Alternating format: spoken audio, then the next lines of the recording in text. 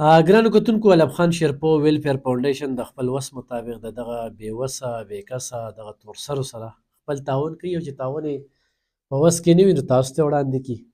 شیبې شیبې باران ورېږي، خو دا تورسرې دغه خورکې خپلې مجبورۍ دې ځای ته راوسته او لونده خو شته ده، خو خدای څوک نه محتاجه کوي. او بیا په دې ګرانۍ کې او بیا په دې جړۍ کې او بیا چې یتیمه وي او سوټي نه نو ژوند ډېر ګران شي. دوی نه به تپوس کوو، د دوی دا خبرې خو خپلو کتونکو ته دا بې ځایه مه تنګوئ، بې ځایه ورته کال مه کوئ، د مجبورۍ نه راغلې ده. دا کمې خبرې چې کوي تاسو ته بیا تپوس کوئ چې څه چل دي او څه مسله ده او تا ته څه تکلیف دی، نو هغه تکلیف چې کوم دی نو هغه د دې د خولې نه ووایه چې ټول جواب دلته څنګه راغلی په دې باران کې، نو چېرته چې نور راختو بیا به راخلې.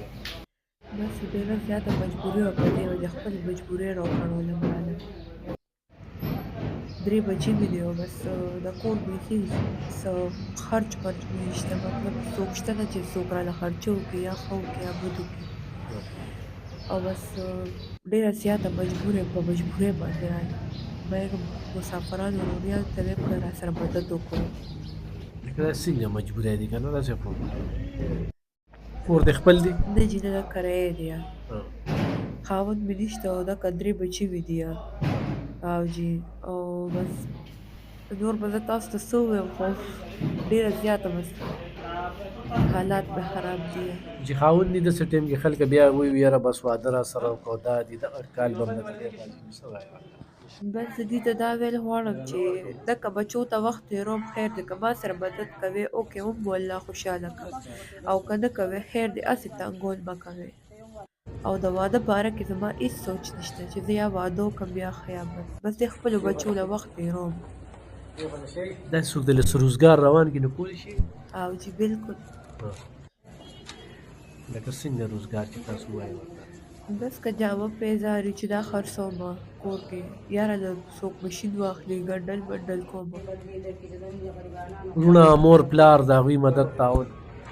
نه چې نه، بس روریان خو مې نشته، پلار مې وفات شوی دی او بس مور مې ځان لا جذب او جي ځان لره کری په کور کې ده.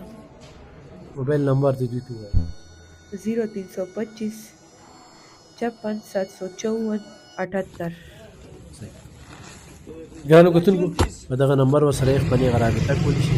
په دې باندې زموږ هم اکاونټ نمبر دی، خو زموږ په لاس هم ورسره کوی نو دا بیا راتلی شي او همدلتسې ورته پکې مره شمېرلی شو چې تا له دا پیسې چا رالیږلي دا واله، او خو دوی سره یې خپلې کوی نو ډېره ښه ده. خیر بې ځایه مه تنګوئ.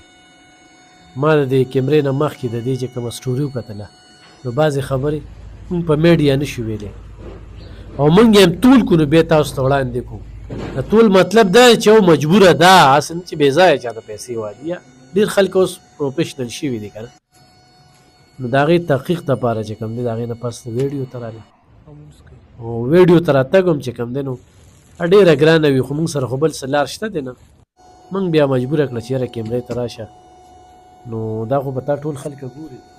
بالکل او جي بس څه وکړو، مجبوري ده ډېره زیاته. ضرور ورسره تعاون وکړئ ګرانو کتونکو. مجبورۍ را په مخه کړې ده په دغه باران کې، دې وخت ډېره تېز باران روان دی، نو دوی پکې دغه لرې نه راغلي، ډېر لرې نه راغلي، څه لرې څوک نه